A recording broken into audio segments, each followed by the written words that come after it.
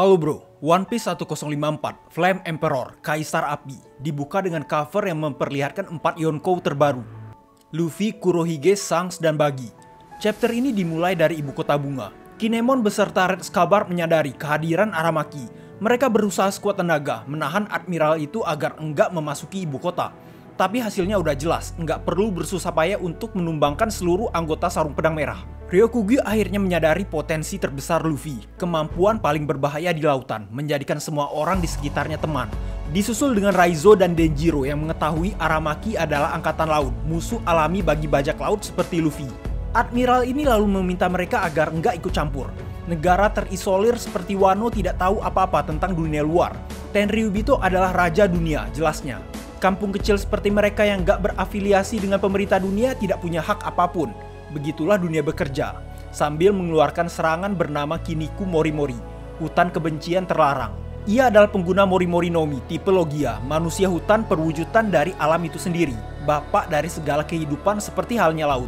Jadi prinsip keadilan apa yang dianut sama Admiral ini terkesan sangatlah arogan, dengan menceramahi para Red Scabbard bahwa untuk mempertahankan stabilitas kehidupan dibutuhkan makhluk rendahan untuk diinjak-injak.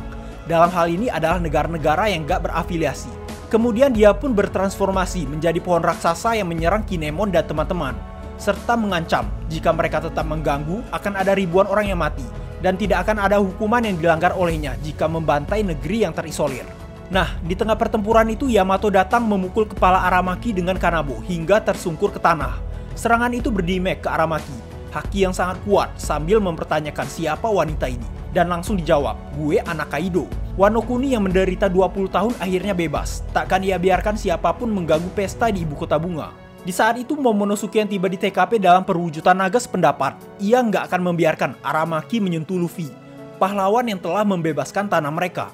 Aramaki terkejut melihat naga. Disusul Momo yang menirukan jurus Kaido, Bolo Breath. Tapi jurus itu gagal guys. Nggak ada satupun api yang keluar dari mulut Momonosuke, membuat Aramaki tertawa. Momo lalu terbang ke arah Aramaki, menggigit tubuhnya agar menjauh dari ibu kota. Sebab ia tidak ingin rakyatnya terluka. Aramaki yang heran karena ia nggak pernah tahu ada naga selain Kaido mengeluarkan beberapa cabang pohon untuk menghentikan Momonosuke. Yamato yang berniat menolong tetapi ditolak mentah-mentah. Kayaknya dari sini akan ada kesepakatan tuh antara Green Bull dan Shogun Wano.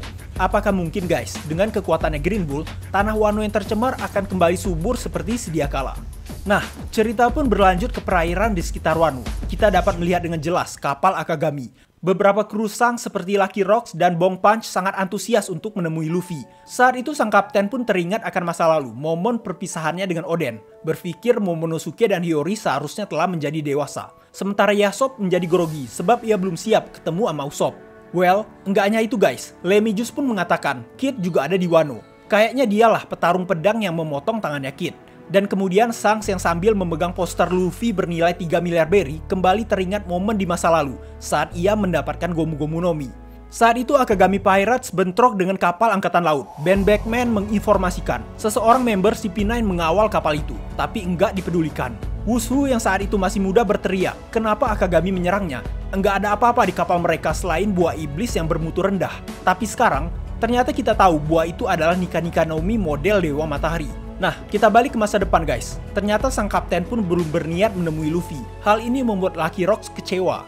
Sekarang antusias kapten lebih mengarah ke orang yang mengacaukan teritori mereka. Beberapa waktu lalu bajak laut Barto, fans fanatik Mugiwara, membakar bendera Akagami, lalu menggantinya dengan bendera topi jerami. Hal ini nggak bisa dibiarkan karena akan merusak kredibilitasnya sebagai Yonkou.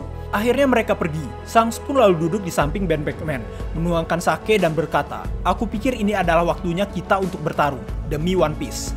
Kemudian cerita pindah ke markas besar angkatan laut. Ada Akainu, Kizaru, dan seorang marine misterius yang datang. Ia mengatakan, kita nggak bisa membiarkan pasukan revolusi terus melakukan hal sesuka mereka. Akan tetapi dijawab langsung sama Akainu. Saat ini angkatan laut tidak memiliki cukup sumber daya untuk meladeni mereka semua. Berita koran itu mengatakan, Sabo yang dijuluki Kaisar Api dianggap pahlawan bagi semua orang. Dan ternyata dialah yang membunuh Nefertari Cobra, ayah Vivi sekaligus pemimpin kerajaan Alabasta. Satu dari 20 kerajaan yang membentuk pemerintah dunia 800 tahun lalu. Enggak hanya itu guys, pasukan revolusi berhasil menyusup ke pemukiman Tenryubito, lalu membakar bendera yang menjadi lambang kaum naga langit sebagai bentuk deklarasi perang. Adanya dua admiral di sana, Fujitora dan Aramaki, tidak bisa berbuat banyak karena pergerakan mereka dibatasi di Mare Joa. 4 orang pasukan revolusi bahkan berhasil membebaskan seluruh budak, termasuk Bartolomeu Kuma. Dan terakhir, headline koran itu mengatakan bahwa Nefertari Vivi menghilang, ungkap si Marine misterius berambut putih serta berkacamata. Ternyata dia adalah Kuroma, kuda hitam, kepala Badan Reserse Kriminal Laut, bernama Tensei. Atas kejadian ini membuat seluruh rakyat Alabasta menjadi kacau, dan sampai sekarang kapal mereka juga masih berlabuh di Red Line. Di samping itu juga masih banyak chaos yang terjadi saat referee. Contohnya percobaan pembunuhan terhadap Saint Carlos, Tenryubito yang berniat menyulik Shirahoshi. Namun ada juga tuh Tenryubito yang baik hati, Don Quixote Mosgard yang membantu para pemberontak serta budak untuk melarikan diri. Karena perbuatannya, dia akan diadili, namun Akainu nggak peduli tuh.